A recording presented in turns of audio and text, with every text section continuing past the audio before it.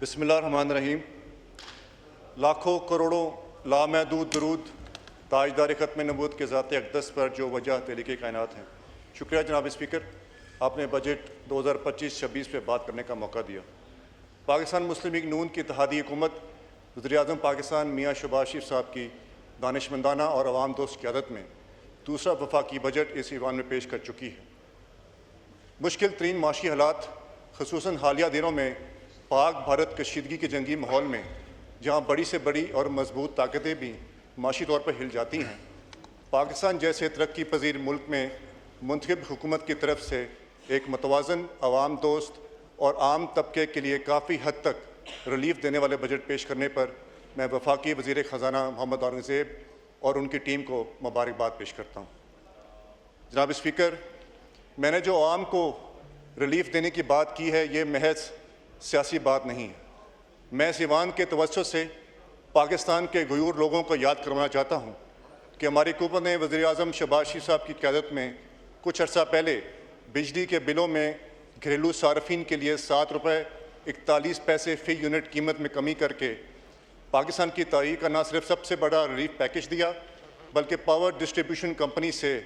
کیے گئے مہنگے، ظالمانہ اور غیر منصفانہ معاہدوں کو بھی دانش مندی اور جرأت مندی سے منسوخ کر کے ملکی خزانے کو سالانہ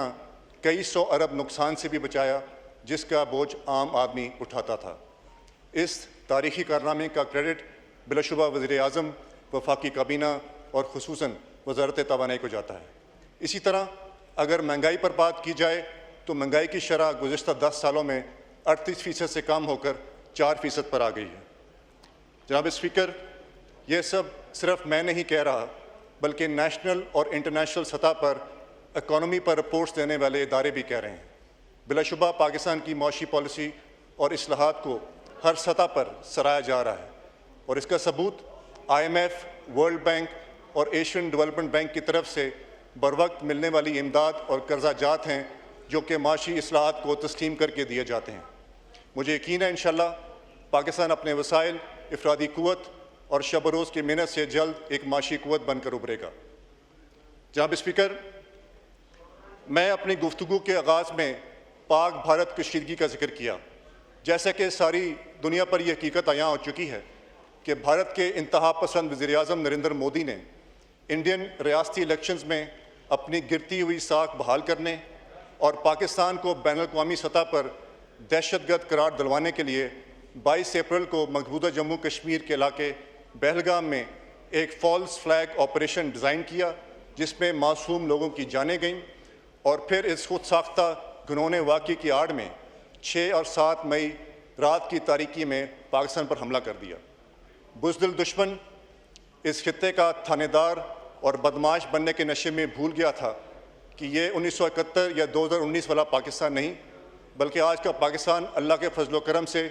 اسلامی دنیا کا وہ ناقابل تسخیر قلعہ ہے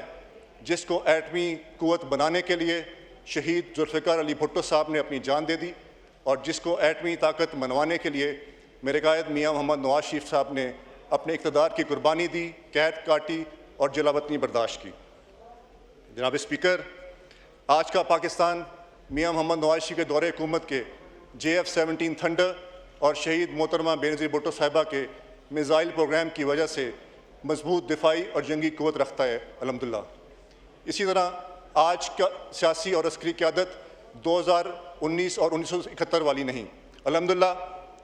اللہ تعالیٰ کا شکر ہے کہ آج اس مادر وطن کی سیاسی اور عسکری قیادت ایسے مضبوط، دانش مند اور بے خوف لوگ کر رہے ہیں جنہوں نے پاکستان کی قیادت کے لیے بھارت سے جنگ لڑی۔ اللہ تعالیٰ کا شکر ہے کہ انشاءاللہ بھارت نے جو پاکستان پر ایٹمی دھماکے کیے، پاکستان نے اس کے 5 دھماکوں کی وجہ سے 6 ایٹمی دھماکے کیے۔ دشمن نے بھی دیکھا اور اقوام عالم نے بھی کہ پاکستان نے، فوج نے، پاکستان کے شاہینوں نے، پاکستان کی فوج کے جوانوں نے دشمن کے منصوبے خاک میں ملائے۔ اقوام عالم نے دیکھا کہ ہمارے سپہ سالار جنرل عاصم منیر کی بے باک قیادت میں پاکستان کے شاہینوں نے، جوانوں نے دشمنوں کے منصوبے خاک میں ملائے۔ جناب اسپیکر، پاکستان کا وہ جناب اسپیکر اللہ کا شکر ہے الحمدللہ اس موقع پر میں اپنی سیاسی قیادت خصوصاً وزیر اعظم شہباز شریف صاحب کی لیڈرشپ کو سلام پیش کرتا ہوں، جنہوں نے اپنے سپہ سالار جنرل آصف منیر کی زیرک، بے خوف اور جرأت مندانہ سپہ سالاری کے عملی مظاہرے پر پاکستان کے کامیاب ترین سپہ سالار کو فیلڈ مارشل کے اعزاز سے نواز کر ثابت کیا کہ یہ قوم کس طرح اپنے بہادر سپہ سالار کو خراج تحسین پیش کرتی ہے۔ اس کے ساتھ ساتھ فضائیہ کے سربراہ air chief marshal Zaheer Ahmed Babar کی خدمت ملازمت میں توسیع بھی ان کی خدمات کا اعتراف ہے۔ جناب اسپیکر، جنگی محاذ کے ساتھ ساتھ اللہ تعالیٰ نے پاکستان کو سفارتی محاذ پہ بھی عزت دی۔ 2019 میں جب انڈیا نے بالا کوٹ پر سرجیکل سٹرائکس کی تو ایک ملک بھی پاکستان کے ساتھ نہ کھڑا ہوا، حتیٰ کہ امریکہ نے بھارت کا حق دفاع تسلیم کیا اور سلامتی کونسل کی قرارداد میں پاکستان کو دہشت گردی سے جوڑنے کی کوشش کی گئی۔ کیونکہ اس وقت اس ملک پر ایک نااہل اور نالائق ٹولہ حکمران تھا، جس کو ملک میں سیاسی انتقامی کارروائیوں سے فرصت ملتی تو وہ پاکستان کا موقف اقوام عالم میں پیش کرتا۔ آج الحمدللہ پاکستان کے وزیر خارجہ کی ٹیم نے وزیر خارجہ اسحاق ڈار صاحب کی قیادت اور وزیر اعظم صاحب کی سربراہی میں پاکستان کا مقدمہ جس حب الوطنی اور انتھک محنت سے لڑا کہ روس سے افریقہ تک، ایشیا سے عرب تک، امریکہ سے اقوام متحدہ تک پوری دنیا پاکستان کے موقف کے ساتھ کھڑی ہے اور بھارت اس محاذ پہ بھی شکست کھا چکا ہے۔ میں تہ دل سے وزیر خارجہ اسحاق ڈار صاحب، بلاول بھٹو زرداری صاحب، طارق فاطمی صاحب اور ان کی پوری ٹیم کو خراج تحسین پیش کرتا ہوں۔ میں دوست ممالک چین، سعودی عربیہ، ترکی، آذربائیجان، ایران، قطر اور دیگی افریقی، یورپی اور اسلامی ممالک اور اقوام کو اس نازک وقت میں پاکستان کا ساتھ دینے پر شکریہ ادا کرتا ہوں۔ اس کے ساتھ ساتھ امریکی صدر ڈونلڈ ٹرمپ اور ان کی ٹیم کی امن پسند پالیسی اور مشرق کشمیر کو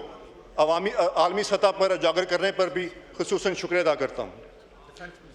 جناب اسپیکر، جنگی اور سفارتی محاذ کے ساتھ دور حاضر کے اہم ترین محاذ میڈیا کا بھی ذکر کرتا چلوں۔ ہندوستانی میڈیا کے غیر ذمہ دارانہ انداز کے مقابلے میں پاکستان کے قومی میڈیا اور سوشل میڈیا نے انتہائی ذمہ داری کا مظاہرہ کیا۔ میں میڈیا سے وابستہ تمام افراد کو خراج تحسین پیش کرتا ہوں اور اس کے ساتھ ساتھ سوشل میڈیا پہ موجود محب وطن پاکستانیوں کو بھی سلام پیش کرتا ہوں۔ جنگی ماحول کے دوران افواج پاکستان کے ذمہ دارانہ بیانیے سے لمحہ با لمحہ باخبر رکھنے اور پاک فضائیہ کی کامیابیوں کے بہترین انداز میں پریزنٹیشن کرنے پر میں D G I S P R general Ahmad Sharif Chaudhry صاحب اور air vice marshal Aurangzeb Ahmad صاحب کا کردار بھی قابل تحسین ہے۔ جناب اسپیکر، آخر میں گفتگو میں ملکی حالات پر بات کرتے ہوئے سمیٹ رہا ہوں۔ جنگی محاذ کے ساتھ آخر میں غزہ میں اسرائیلی جبر و تشدد کی مذمت کرتے ہوئے غزہ میں قربانیاں دینے والے عظیم مسلمانوں اور حالیہ انڈین جارحیت میں آزاد کشمیر سمیت ملک کے مختلف علاقوں میں شہید ہونے والے باہمت پاکستانیوں کے جذبہ اظہار کو سلام پیش کرتا ہوں۔ اللہ تعالیٰ ہم سب کا حامی و ناصر ہو۔ پاکستان ہمیشہ زندہ باد، افواج پاکستان ہمیشہ پائندہ باد۔